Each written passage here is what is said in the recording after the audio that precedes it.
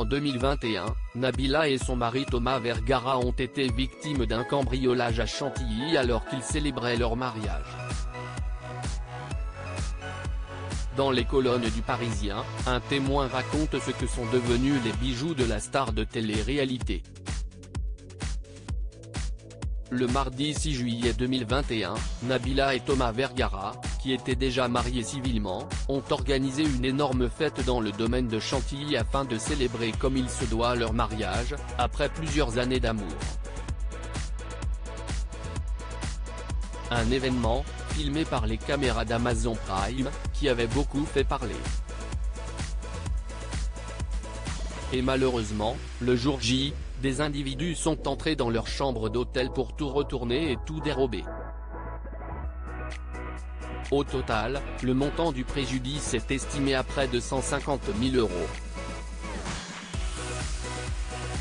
Traumatisée, la jeune mariée avait pris la parole en larmes au lendemain du drame. Hier soir nous avons été victimes d'un cambriolage, nous avons déposé plainte avec les policiers qui ont déjà des pistes, donc c'est une très bonne chose. Il y a une enquête en cours. On s'est fait voler plein de matériel, plein de choses, de bijoux. Un des suspects est aujourd'hui introuvable parmi les objets volés, des bijoux de valeur, mais surtout des bijoux de famille qu'elle ne reverra jamais.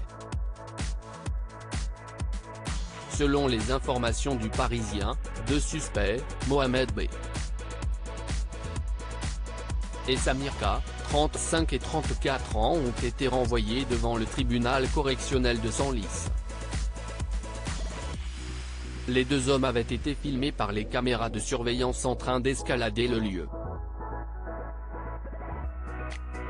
Ils seront prochainement jugés pour vol aggravé.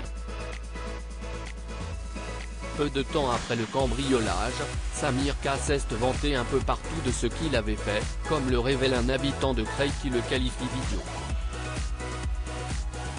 Il est depuis porté disparu et fait l'objet d'un mandat d'arrêt. Quant à son complice, il a été placé en détention provisoire.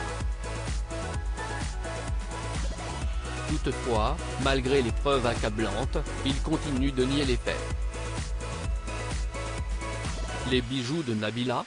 Ils sont partis au bled au cours de l'enquête. Nabila a été extrêmement coopérative et a toujours été là pour aider les autorités. Elle a apporté toute l'aide qu'elle pouvait et a toujours répondu présent à chaque audition, confie une personne de la section de recherche d'Amiens. Néanmoins, malgré les moyens déployés pour retrouver ses affaires, et surtout ses bijoux, il y a peu de chances pour qu'elle les retrouve un jour. Les bijoux de Nabila? Ils sont partis au bled, révèle un Creillois bien informé.